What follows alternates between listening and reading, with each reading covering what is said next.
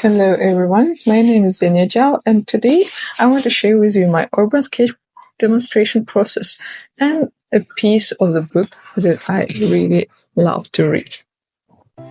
Prologue. Close your eyes and stare into the dark. My father's advice when I couldn't sleep as a little girl. He wouldn't want me to do it now, but I've set my mind to the task regardless. I'm staring into that immeasurable blackness that stretches far beyond my closed eyelids. Through I lie still on the ground, I feel perched at the highest point I could possibly be, clutching at a star in the night sky with my legs dangling above cold black nothingness. I take one last look at my fingers wrapped around the light and let go. Down I go, falling, then floating, and falling again. I wait for the length of my life. I know now, as I knew that little girl fighting sleep, that behind the ghost screen of shut eye lies color. It tempts me, dares me to open my eyes and lose sleep. Flashes of red and amber, yellow and white sparkle my darkness. I refuse to open them. I rebel, and I squeeze my eyelids together tighter to block out the grains of light, mere distractions that keep us awake, but a sign that there is life beyond. But there is no life in me. None that I can feel, from where I lie at the bottom of the staircase. My heart beats quicker now, the lone fighter left standing in the ring, a red boxing glove pumping victoriously into the air, refusing to give up. It's the only part of me that cares, the only part that ever cared. It fights to pump the blood around the hair, to replace what I'm losing.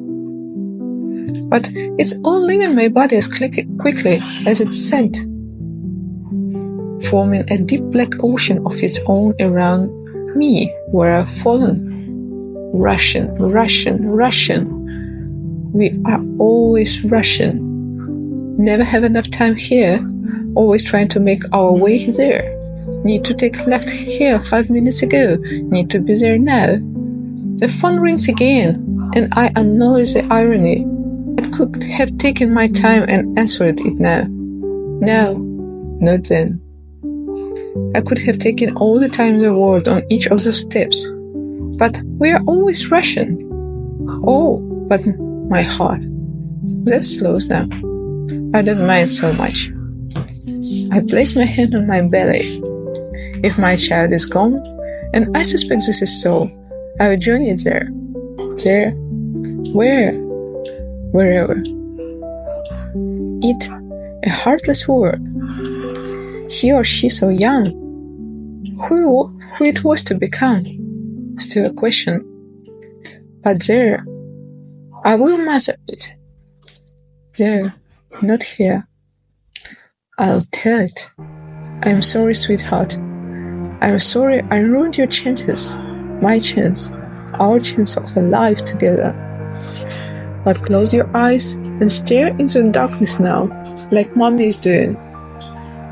And we'll find our way together. There is noise in the room, and I feel presence. Oh God, Joyce, oh God, can you hear me, love? Oh God, oh please no. Good Lord, not my Joyce. Don't take my Joyce. Hold on, love, I'm here. Dad is here. I don't want to hold on, and I feel like telling him so. I hear myself groan, an animal-like whimper, and it shocks me, scares me. I have a plan. I want to tell him. I want to go. Only then can I be with my baby. Then, not now. He stopped me from falling, but I haven't landed yet. Instead, he helps me balance on nothing, horror, while I'm forced to make the decision. I want to keep falling, but he's calling the ambulance and he's gripping my hand with such ferocity. It's as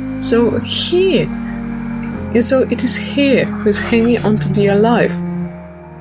As though I am all he has. He's brushing the hair from my forehead and weeping loudly. I've never heard him whip, not even when Mom died. He clings to my hand with all the strength I never knew his old body had, and I remember that I am he who has. I am all he has, and that he, once again, just like before, is my whole world. The blood continues to rush through me, rushing. We are always rushing. Maybe I'm rushing again. Maybe it's not my time to go. I feel the rough skin of old hands squeezing mine, and their intensity and their familiarity force me to open my eyes. Light fills them, and I glimpse his face, a look I never want to see again. He clings to his baby. I know I've lost mine. I can't let him lose his. I'm making my decision. I already begin to grieve. I've landed now, the land of my life. And still my heart pumps on. Even when broken, it still works. 1 month earlier. 1. Blood transfusion. Dr. Fields announced from the podium of a lecture hall of Trinity College Arts Building is a process of transferring blood or blood-based products from one person into the circulatory system of another. Blood transfusions may treat medical conditions such as massive blood loss due to trauma, surgery, shock, and where the red cell producing mechanism fails. Here are the facts. 3,000 donations are needed in Ireland every week. Only 3% of the Irish populations are donors, providing blood for a population of almost 4 million. 1 in 4 people will need a transfusion at some point. Take a look around the room now. 500 heads turn left, right, and around. Uncomfortable sniggers break the silence. Dr. Fields elevates her voice over the disruption.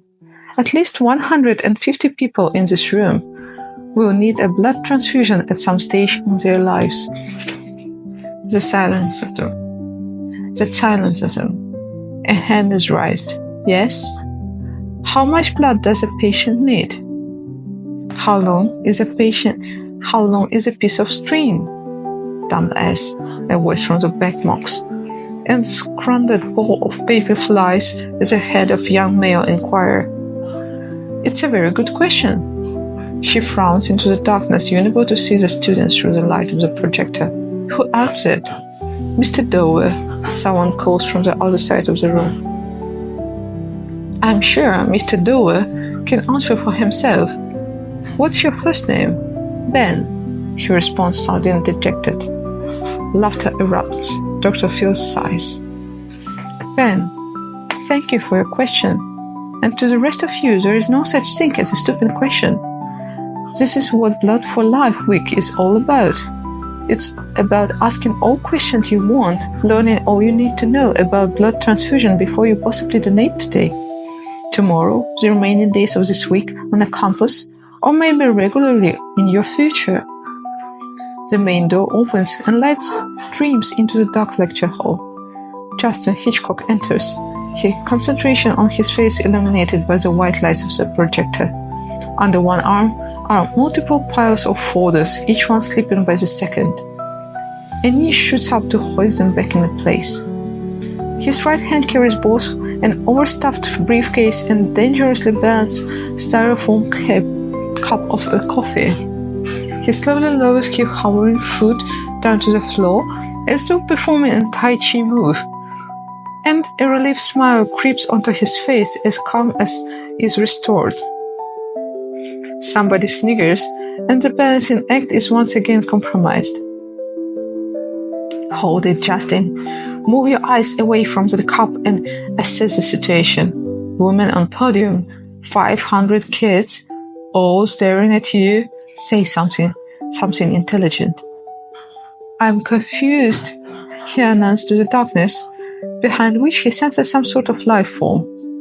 There are Twitter in the room, and he feels all eyes on him, and as he moves back towards the door to check the number. Don't spill the coffee. Don't spill the damn coffee. He opens the door, allowing shut-up life to sneak in, and the students in its line shade their eyes. Twitter, nothing funnier than a lost man. Laying down his items, he managed to hold the door open with his leg. He looks back to the number of the outside of the door and then back to his sheet. The sheet said, if he doesn't grab it that very second, will float to the ground. He makes a move to grab it. Wrong hand.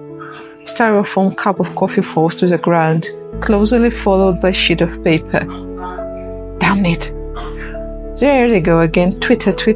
Nothing funnier than a lost man who spilled his coffee and dropped his schedule. Can I help you? The lecturer steps down from the podium. Justin brings his entire body back into the classroom and darkness resumes. Well, it says here. Well, it says there. He nods, his head towards the sodden sheet on the ground, that I have a class here now.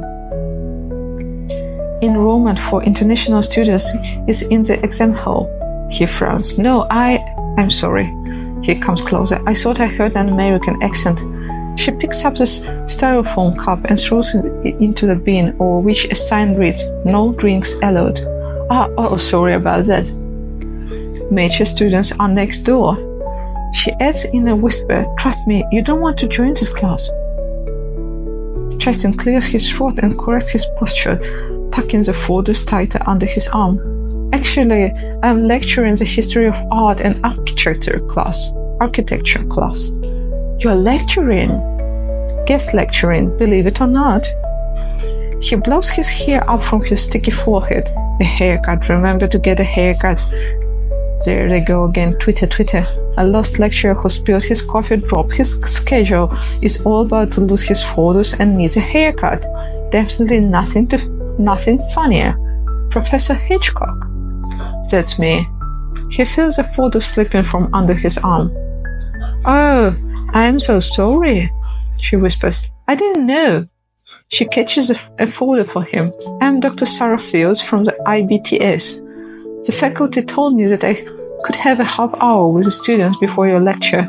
Your permission pending, of course.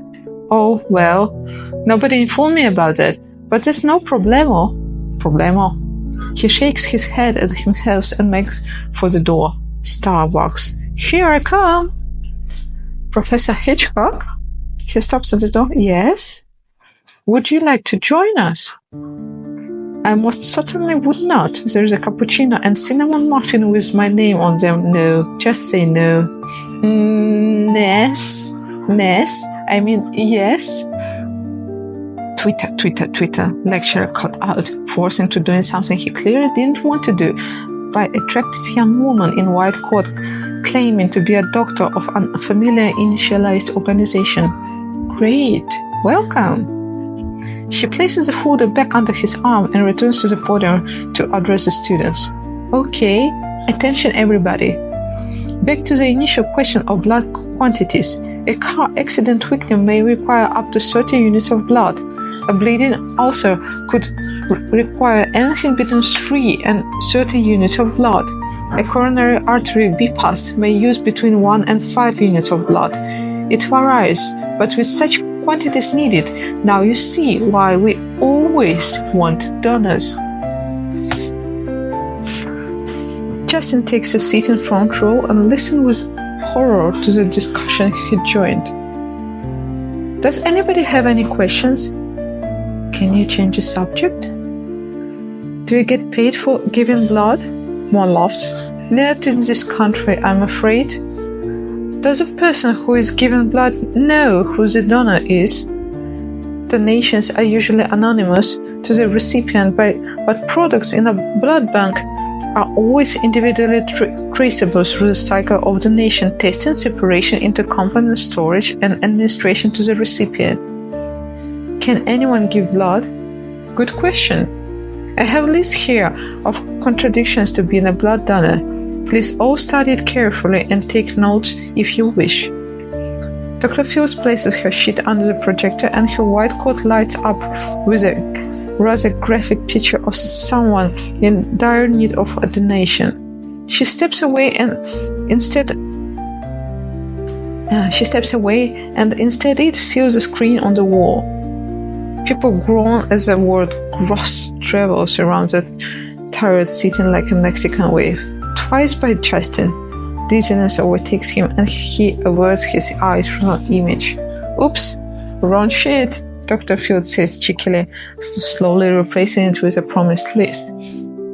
Justin searches with a great hope for needle or blood phobia in an effort to eliminate himself as a possible blood donor.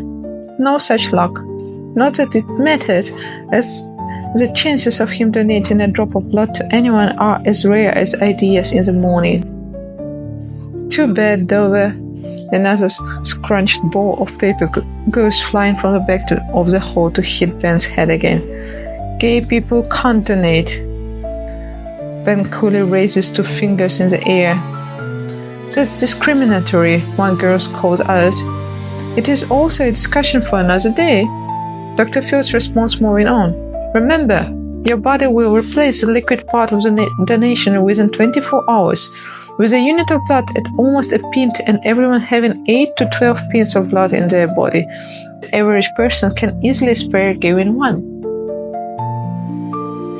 Pockets of genuine laughter at the innuendo. Everybody please. Dr. Fields claps her hands, trying desperately to get attention. Blood for Life Week is all about education as much as donation. It's all well and good that we can have a laugh and joke, but this time I think it's important to note the fact that someone's life, be it woman, man or child, could be dependent on you right now. How quickly science falls upon the class. Even Justin stops talking to himself.